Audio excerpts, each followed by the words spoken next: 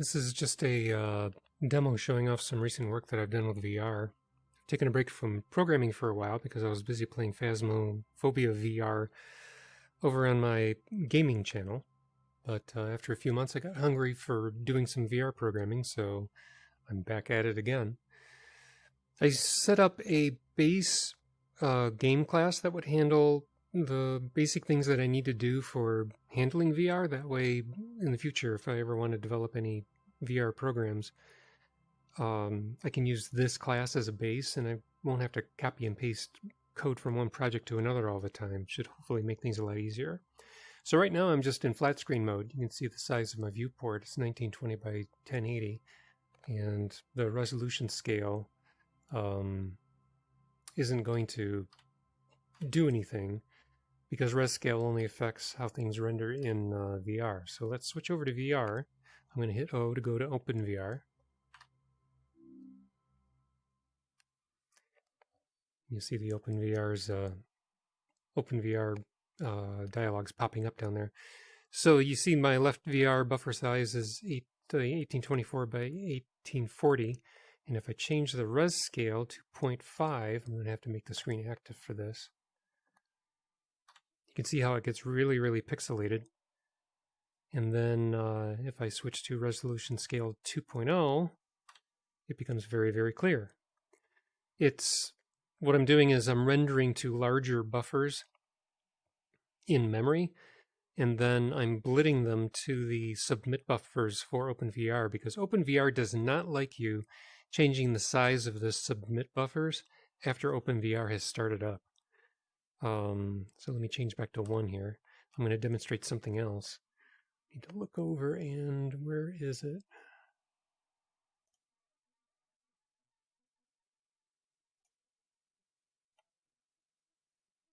There we go. So here we have this slider that I can use to change the rendering size. Right now it's at 824 by 1840 that you can see there. And if I slide that, I can change the resolution, and it becomes a lot clearer the higher I make it. I can also slide it all the way down and make things very, very pixelated. I can further make it pixelated by dropping to 0.5, and that just makes it awful, and res scale 2, which makes it look kind of okay. So it will use the SteamVR recommended size as a base. And where'd the screen go? And then use my res scale multiplier to further create the buffer with the resulting size. I'm just getting it back to normal here. I tried cranking this all the way up to 4000. I can do that right now. And that handles it fine, but if I change to res scale 2 right now, it'll try to create a iBuffer that's 8000 by 8000, and my program blows up. So I'm not going to do that here. Just going to switch things back. There. Okay, so that's it for OpenVR. Now I'm going to go to OpenXR. So this is OpenXR, and it functions much the same way. I can increase or decrease the scale to make it pixelated, increase the res scale to make it much clearer, but there is no slider that I can use. The Oculus application does allow you to change the recommended buffer size, but you have to restart the Oculus app in order to apply those settings, and that would basically shut down your program. So right now, SteamVR is the only one that allows you to use an external slider in order to change the size of the buffers.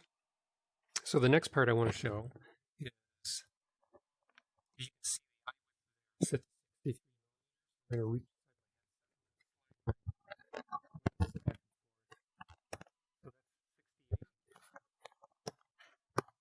and that's 58. So I'm going to put this back. You notice the projection values down below. The projection values at the bottom didn't change at all. So apparently the Oculus Quest 2, at least for this headset, doesn't bother to change the projections. But what I did notice is that inside the headset, it will automatically offset the pixels of the buffer, so it'll shove everything to the right or to the left, depending on where you've placed the lenses. What else did I want to show? I also wanted to demonstrate how I still have my alternate ways of rendering the scene. So I'm going to switch to red, blue Anaglyph here. And I have my hand here ready. So this is red, blue Anaglyph. And if you're using red, blue glasses, you'll be able to see my hand come in and out. I'll just leave that up for a little bit so you can try that out if you happen to have some red, blue glasses. So that part still works. It's just an item of interest that I like. This is split screen for Google Cardboard. It works in a 2.3 inch iPhone 7 inside of a Google Cardboard interface. And then I did more work to get rid of the barrel distortion. So this will look proper and straight inside of a iPhone 7 2.3 inches across inside Google Cardboard. And then the next mode, I'm not sure what size screen this one expects. Maybe it's 2.6 inches. I'm not sure. But if I'm ever going to do anything to record a video for Google Cardboard, I always have to assume that it's going to be a 2.3 inch screen. Or rather, what's inside Google Cardboard will always be 2.3 inches. But I have to render the screen large enough so that the given iPhone presents the graphics as 2.3 inches wide. So up to the top of this these areas here where it's encased in black, that is 2.3 inches tall on a, I guess, a 2.6 inch wide iPhone, so it'll look proper there. I always have to render Google Cardboard as expecting a 2.3 inch render area. The last thing I want to demonstrate is how I stabilized OpenVR in order to recover from going to sleep. So I'm going to take off the headset here. And that freezes everything. And then if I stick my thumb in there to pretend that I put the headset back on, it recovers and starts to render again. So this is all just very basic VR rendering tech. The OpenXR and OpenVR, even though they have a lot of functions inside of them, the layers themselves are very small. It's the whole purpose of the VR APIs is to retrieve the positions of the hands and the headset so that you can figure out where to put the hands in your scene and what viewpoint you want to use to render the scene with. And then the ability to submit iframes to the headset so that the frames that you render on your PC, you can submit them to the headset for display and to be able to send haptic information into the hands. I haven't coded any haptic information yet into the hands. That'll come later, but this is a really good basis for me to start. Next up, I'm probably going to do something that's going to involve some physics, and where you grab doors, open and close them. Maybe some animations where an elevator will move a ball up. An elevator will move a ball up to a sliding slope where it'll go rolling down a room.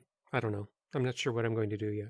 But anyway, I just wanted to show my progress on a base VR class that'll make coding VR a lot easier for me in the future.